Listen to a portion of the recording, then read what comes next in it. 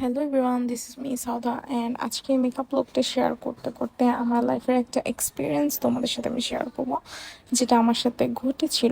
আর আমার জন্য সেটা খুব বাজেও ছিল। তো আমি মেকআপের জাস্ট বেসিকটা শিখেছিলাম, আর বাকি এখন যা হয় সব নিজের এক্সপিরিয়েন্সের সাথে। আলহামদুলিল্লাহ, যতটুকুই আমার নিজের ইচ্ছায় নিজের এক্সপিরিয়েন্স বলো বা নিজের সাথে। তো আমি ওই মেকআপ আর্টিস্টের কাছে কোর্স করার তৃতীয় দিন, মানে যেদিন লাস্ট দিন ছিল, তো সেদিন উনি আমাদেরকে ওনার টাইম মতোই বলেছিল এবং ওই টাইম মতো আমরা এসেছিলাম। এটা সকাল 10টায় উনি আসতে বলছিল।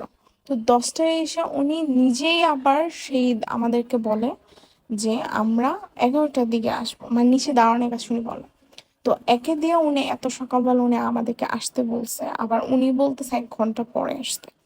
তো দুইটা মেয়ে আমার আমার মডেলও গেছিল। তো দুইটা মেয়ে, আমরা 1 ঘন্টা কোথায় থাকবো? উনি ভদ্রতা অনুসারে উনি বলতে পারতো যে হ্যাঁ, আপনার আমার ঘরে এসে বসুন বা ওয়েট করুন। উনি দারুণ দিয়ে বলে যে 1 ঘন্টা পরে আসতে। ভাই, আমি তো পেমেন্ট দিয়ে সাজতেছি, আপনার কাছে তো আমি কোনো ফ্রিতে সাজি না। তো আপনি এতটুকু বুঝুন, আপনি একজন মেকআপ আর্টিস্ট, আপনি মেয়েদেরকে আপনি সাজ শেখান।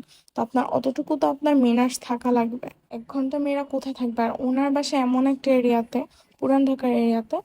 তো ওইখানে আশেপাশে তখন কোনো দোকানপাটও ছিল না, যেহেতু সকাল মাত্র 10টা বাজছিল।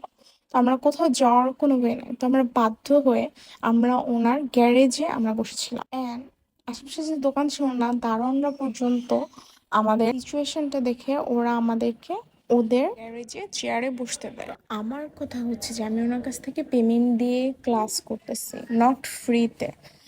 তো অ্যাজ এ মেয়েদের নিয়ে কাজ করা মেকআপের ওনারটা এতটুকু মেন্টর হিসেবে দায়িত্ব ছিল যে আমাদের কথাটা চিন্তা করা অ্যাজ এ মেয়ে মানুষ।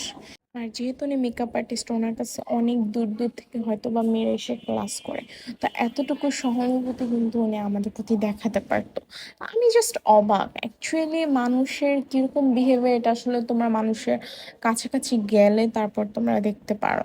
খুবই বাজে ছিল। তারপর আরো কিছু জিনিস আছে, তো ওগুলো না বল। তো ওই দিন যেহেতু লাস্ট দিন ছিল, তো আমরা চাচ্ছিলাম না আমি ঝামেলা করতে। এজ এ উনি আমার শিক্ষক, এই জন্য আমি কিছুই বলি নাই, আমি জাস্ট চুপ করে এসে পড়েছি। আর একটা কথা যেটা আমার ভালো লাগে নাই, যে উনি বেসিক ক্লাস হইলো, উনি আমাকে কোনো কিছুই হাতে ধরে ওইরকম শিখায় না। উনি জাস্ট একবার দেখিয়ে গেছেন, ওইটাই বলছে বারবার কপি করতে।